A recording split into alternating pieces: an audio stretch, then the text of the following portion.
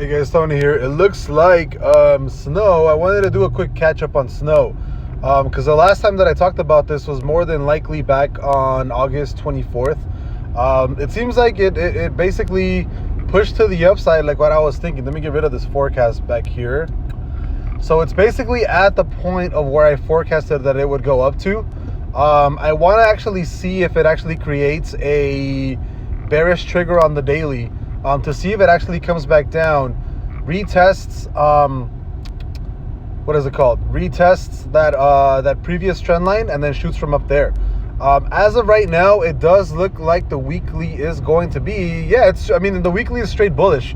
I wouldn't be surprised if it actually doesn't come down and basically just goes basically just goes straight up and goes towards 313.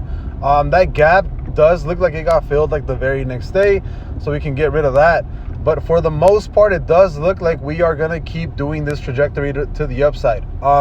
Again, it really just depends on what is happening recently. Looks like the last bear trigger on the day did absolutely nothing, but mostly just kind of trade sideways and in this range. So if we do hit another bear trigger, I think for the most part, snow is just going to trade sideways, but ultimately I do see it going back up to that previous resistance of $300 and like 14 cents or so. But right now, yeah, I basically do see it going up.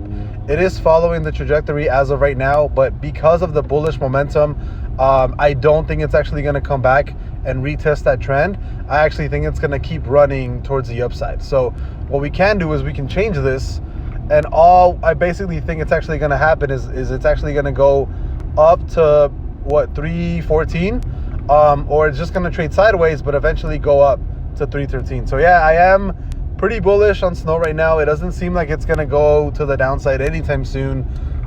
Just to double check, well, the monthly I can't really check because it hasn't been trading for that long, but it does look like every single weekly push has been running to the high side pretty hard.